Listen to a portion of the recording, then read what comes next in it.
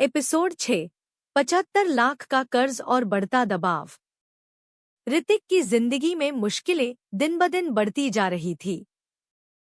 उसके ऊपर कुल 75 लाख रुपए का कर्ज था।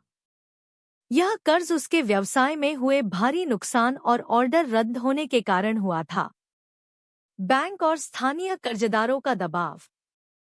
एक तरफ बैंक लगातार ऋतिक पर दबाव बना रहा था। बैंक के अधिकारी बार बार कॉल करते और समय पर भुगतान की मांग करते। उन्होंने ऋतिक को चेतावनी दी कि अगर जल्द ही रकम नहीं चुकाई गई तो उसकी संपत्ति जब्त कर ली जाएगी। दूसरी तरफ स्थानीय कर्जदारों ने भी ऋतिक का जीना मुश्किल कर दिया था। वे रोज उसके घर के बाहर आते और जोर जोर से चिल्लाते, हमें हमारा पैसा वापस चाहिए।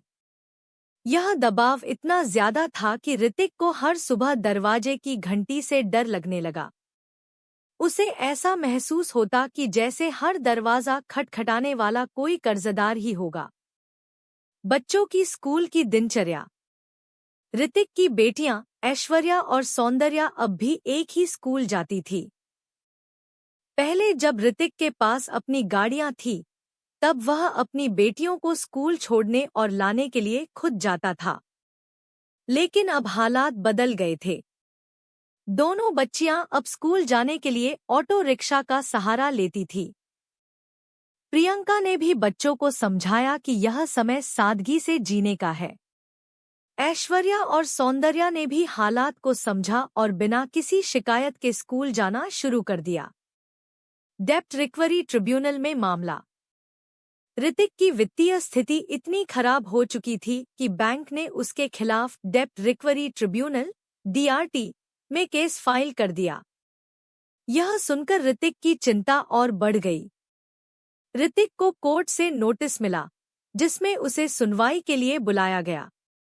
नोटिस पढ़ते ही वह टूट गया। उसने सोचा, अब मेरे पास वकील करने के पैसे भी नहीं हैं। मैं इस स्थिति से कैसे निकलूंगा? परिवार की हालत। प्रियंका ने ऋतिक को सांत्वना दी। उसने कहा, हम इस मुश्किल समय का सामना साथ मिलकर करेंगे। जब तक हम एक दूसरे के साथ हैं, कोई भी परेशानी हमें तोड़ नहीं सकती। बच्चे भी अपने पिता का मनोबल बढ़ाते रहे। ऐश्वर्या ने कहा, पापा, आप परेशान मत होइए। सब ठीक हो जाएगा। सौंदर्या ने भी अपने पिता को भरोसा दिलाया कि वे उनकी स्थिति को समझती हैं। ऋतिक का संघर्ष।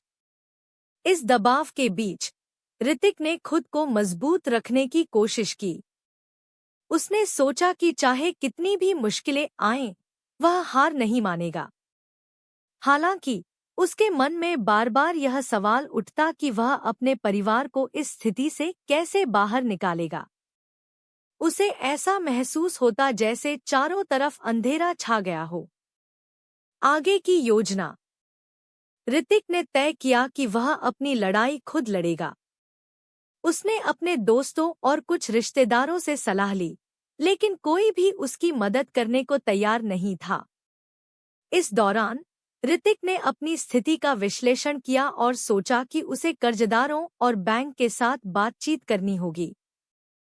उसने मन ही मन ठान लिया कि वह अपने परिवार की खुशी के लिए हर संभव कोशिश करेगा।